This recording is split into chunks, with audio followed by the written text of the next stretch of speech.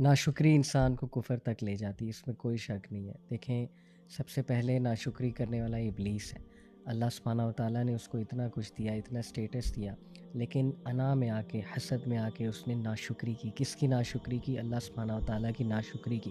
نہ صرف ناشکری کی، اللہ کو بلیم بھی کیا۔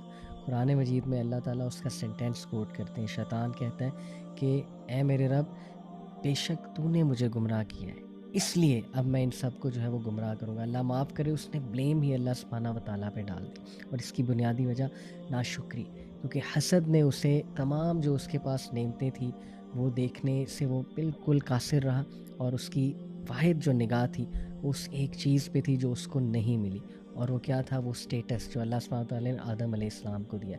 اس لیے بات یہ ہے کہ انسان اگر اپنے ارد گرد نعمتیں دیکھنے پہ آئے تو انسان ان نعمتوں کو کاؤنٹ بھی نہیں کر سکتا، لیکن آن دی ادر ہینڈ انسان اگر شکایتی مزاج بنا لے اور ناشکری کرنے پہ آئے تو پھر بھی اس کے پاس چیزیں ختم ہی نہیں ہوتی، اور وہ ناشکری کرتا رہتا ہے۔ اور اللہ معاف کرے، آج کل کے جو حالات ہیں، آپ دیکھیں نا، ہر بندے کے منہ پہ شکایت ہے۔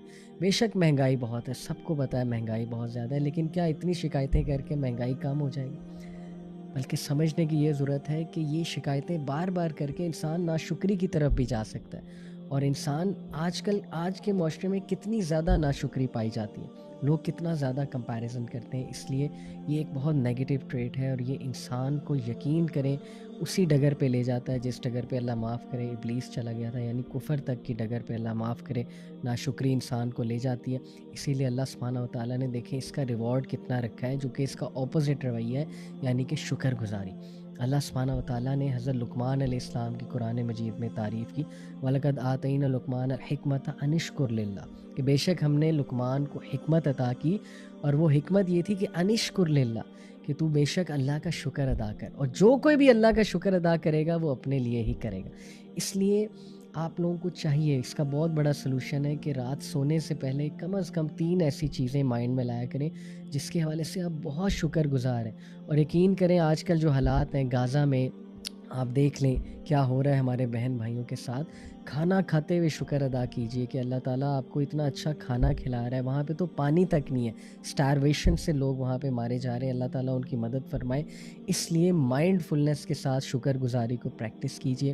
اللہ کا وعدہ ہے لَإِن شَكَرْتُمْ لَأَزِيدَنَّكُمْ، کہ بے شک تم میرا شکر ادا کرو، میں تمہارے نعمتوں میں اضافہ کروں گا۔ اس لیے مائنڈ فلنس کے ساتھ پریکٹس گریٹفلنس، اور یہ سائنٹیفک ریسرچ ہے کہ جو لوگ نعمتوں پہ نظر رکھتے ہیں، گریٹفل ہوتے ہیں، وہ زیادہ خوش رہتے ہیں لائف میں، وہ پازیٹیو ہوتے ہیں، وہ آپٹیمسٹ ہوتے ہیں، اور لا آف اٹریکشن کے مطابق ان کی زندگی میں پھر اچھی چیزیں ہی ہوتی ہیں ان کی شکر گزاری کی بدولت۔ اس لیے یہ بہت بڑی سپر پاور ہے۔ Practice kind words, courteous words, لوگوں کو تھینک یو کرنا سیکھیں، جزاک اللہ کرنا سیکھیں، ویلکم کہنا سیکھیں، اور یہ چیزیں ہمیں اپنے معاشرے میں لانے کی بہت ضرورت ہے۔ اسمائل کرنے کی ضرورت ہے، ایک اسمائلنگ فیس کسی کا بھی دن بنا سکتا ہے۔ اس لیے مسکراتے رہیں، ہنستے رہیں، اپنے اندر کی جو جنگ ہے اس میں انشاءاللہ شیطان کو بھی ہرائیں، اپنے نفس کو بھی ہرائیں، اور اللہ کا شکر ادا کرتے ہوئے زندگی میں انشاءاللہ سینہ تان کر زندگی گزاریں۔